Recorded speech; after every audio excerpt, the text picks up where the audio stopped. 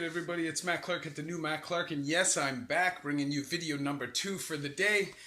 I decided that I was going to do a little 3-part series just to laugh at myself. Just the dumbest things that I've ever been arrested for. I want to be able to laugh at the stupidity that I've done in my life, and this was the very first time that I was arrested. It was the number 3 stupidest crime that I ever committed, and I definitely paid the consequences. So here we go. I'm going to tell you. Hope you like it. Have fun. So basically, when I was 15 years old, I used to break into cars. I used to think it was fun. I realized very quickly that I could go around and make money. In a night, I'd make $150, some smokes, whatever. Nobody got hurt in the process. At the time, I thought it was a good idea. I used to go around with a buddy of mine. We'd do it. We'd go back and, buy some weed and whatever, chill. But this one night I thought, I'm going to go do it by myself. This is a smart idea. It was the middle of winter time, and my dumb ass really had no knowledge on how to be a smart criminal at that time, and it was obvious with what happened. So anyways, I'm going around car to car, without even realizing that I'm tracking my footprints. So as I'm going through my town, I come up to this street, and it's a long stretch of street, and I see one set of headlights at one end and one set of headlights at the other end. So I'm thinking, oh man, this is weird. Why are these 2 headlights just sitting there? I figure, okay, these are probably cops. So I walk into the bush and hide in the bush without realizing that my prints go directly into the bush. So anyways, I'm sitting there and I'm hiding, and all of a sudden I hear the brakes stop, and these 2 cop cars pull up, and they shine the light in the bush, and it shines right on me, and I cut. So I'm running through this super thick, ultra thin branch where they're all hooked together. I'm sliding on my stomach to get through this stuff, and literally make these cops chase me for miles. It was not a great idea, though. I definitely paid the consequences for it. So after about 3 or 4 kilometers, not miles, of running through this thick bush, field, woods, soaked, the snow, there's probably, a foot of snow on the ground, maybe 8 inches of snow on the ground. So you're soaked because it's not super cold out. And when I got caught in the middle of a frickin' cornfield. And anybody who's dealt with York Regional Police knows that they do not play. If you make them chase you, you are going to most likely take a beating. I would never recommend running, especially if they know who you are. But it's easier just to deal with the case, get it over with, because you will, mark my words, in York Region take a beating if you run. So when they catch me in this field and obviously tackle me, smack my face in with their big flashlights a few times. So I have all these big goose eggs on my face from these flashlights. And then as they're walking me out of this field, there's like a farmhouse, and there's this steep hill that goes down, but there's a path that gradually goes down, like the side.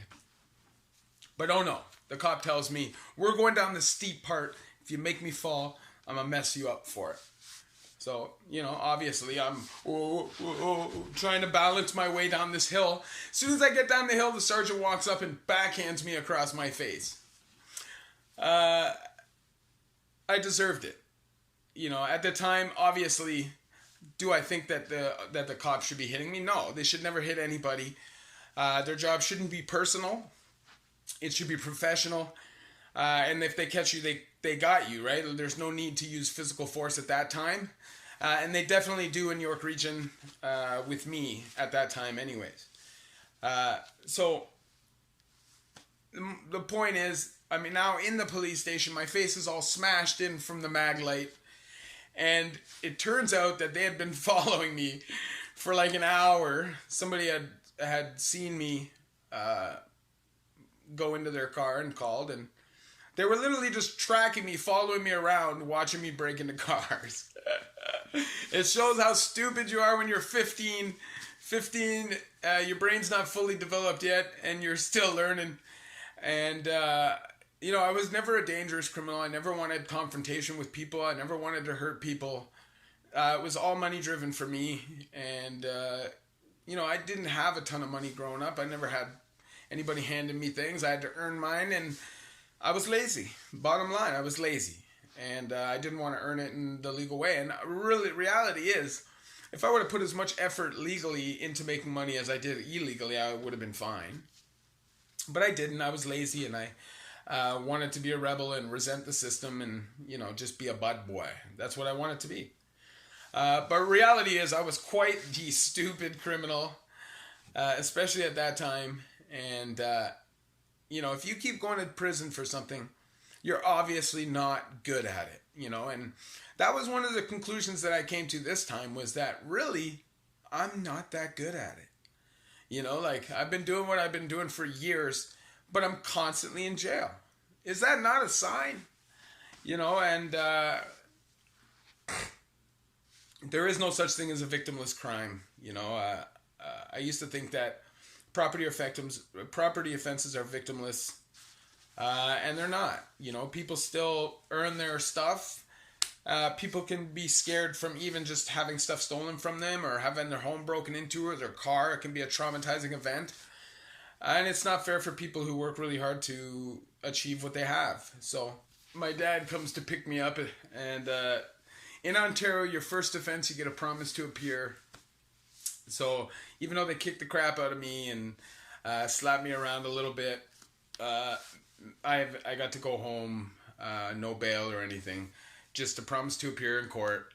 And when I walked outside and had all the welts and goose eggs on my face, my dad saw me, and he was able to laugh it off at the time. But I really wish that we were able to foresee what was going to be happening in the future, because that was the beginning of a very treacherous time of my life, and unhappy time. So,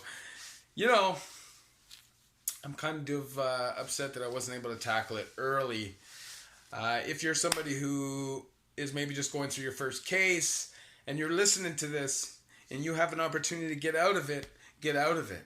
And if you're listening to this and you've never tried drugs before, never try drugs. Weed is different.